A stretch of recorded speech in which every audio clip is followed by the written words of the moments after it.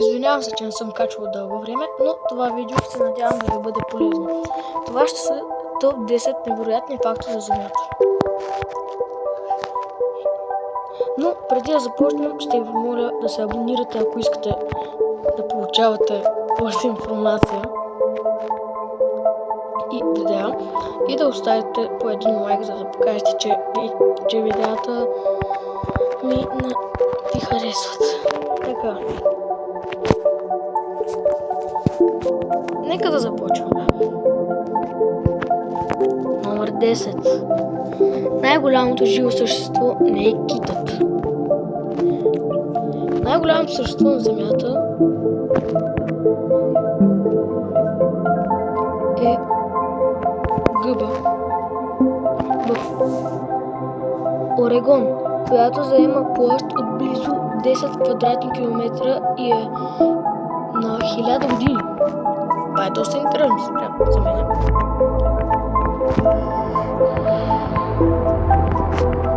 Така. Ако това го видя някъде, мисля, че ще бявам стресов час. Номер 9. Има едно време, когато Земята е била лилава.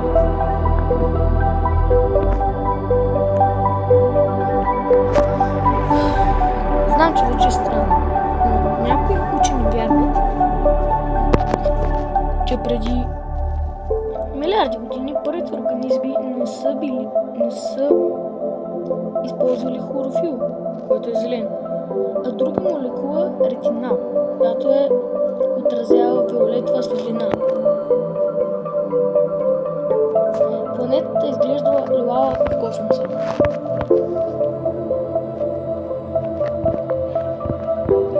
Това ми изглежда странно, но в същото време и мисля, представете си, за любителите на лилава е цялата планета лилава.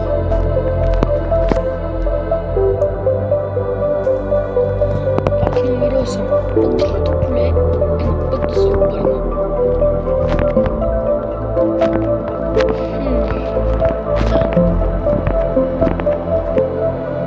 Магнитните полюси на Земята не са фиксирани, но всеки няколко стотин хиляди години те се разменят. Северният става южен, в момента северният магнитен полюс се движи към Сибир с около 50 км на година. Представете си само, като се знае, че някои животни използват електромагнитното поле за навигация. Колко трудно ще им бъде.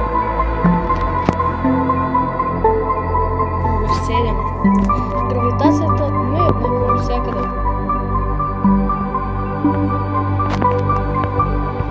Точно така. Не е еднаква. Ако се чуете защо спирам, просто да има откъде да се чета път. Ако си в залива Хъдсън в Канада, ще тежиш съвсем малко по-малко, отколкото в Мексико. Там гравитацията е по-слаба поради липса на маса след ледниковия период. Това звучи интересно. Така че хората, примерно, които са 300 кг,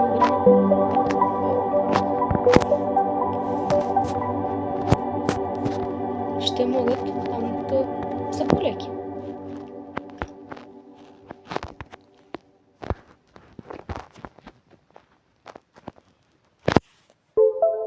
Номер 6. Земята има пулс. Това звучи сякаш Земята е жива. Но ако се замислим, тя наистина трябва да е жива, щом има растения, а пък растенията какви са живи.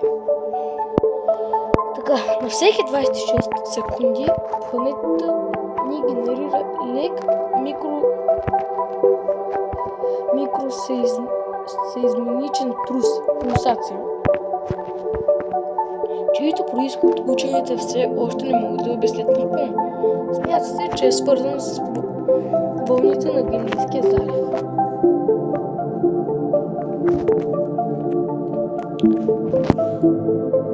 Номер 5. Кислородът всъщност е бил отров. Преди 2,4 милиарда години на Земята се случва кислородна катастрофа. Първите микроорганизми започват да произвеждат кислород, който бил токсичен за тогавашния живот и предизвикал първото масово измиране. А това сега е нещо безплатно.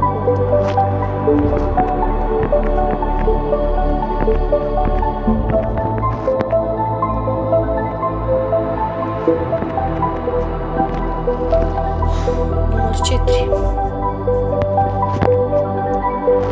Живеем вътре в Слънцето. Технически. Външната атмосфера на Слънцето се простира далеч отвъд неговата видима повърхност. Земята всъщност се намира в обсега на Слънчевата корона.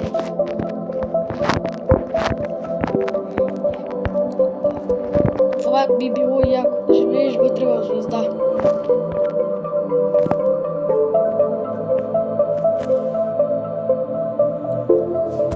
И преди да продължим към последната тройка факти, ще ви напомня отново да се абонирате, ако не сте го направили.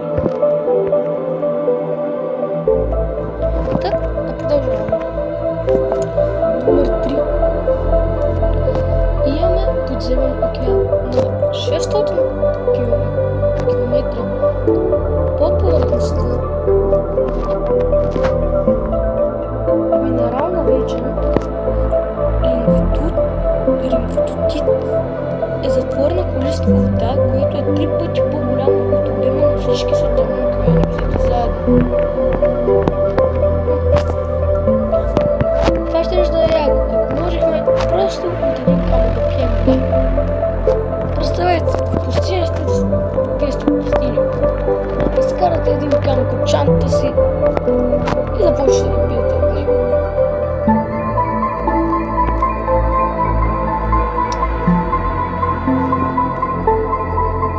Номер 2. Ние сме космически прахосмукачки.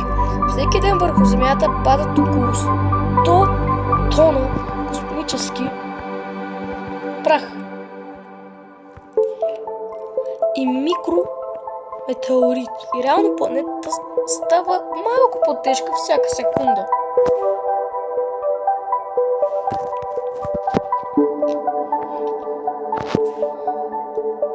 И последният, но не по важност факт. Земята всъщност е гладка като билярдна топка. Знам, звучи странно, защото на Земята има планини. Но ако я свием до размерите на една билярдна топка, тя ще се окаже много гладка. Дори по-гладка и от нормална. Защо? Защото Хималаите ще бъдат, много смалени и няма да бъдат усетими за човешкия пръст.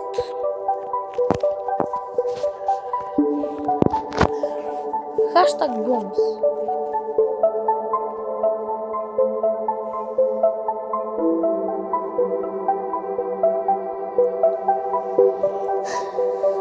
Да, ще имаме и бонуси. Така, ето ни го и нашия бонус. Земята всъщност е склад за извънземни съкровища. Звучи странно. Почти всяка ценна руда е благороден материал, който копаем днес, включително златото, платината и диамантите, бижутата ни. Не са били тук, когато Земята се е формирала.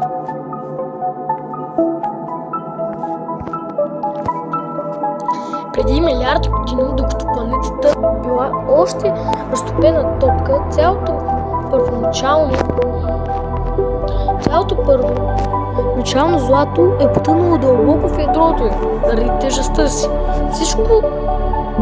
Всичкото злато, което намираме в земната кора днес, е дошло от масивен дъжд от астероиди, ударили Земята малко след нейното втвърдяване. С други думи, всеки път, когато видим златен пръстен, ние гледаме парче от истинска космическа пратка, пристигнала по дълбокия космос преди 4 милиарда години. Така. Благодаря, че гледахте и тук ще приключим нашето видео.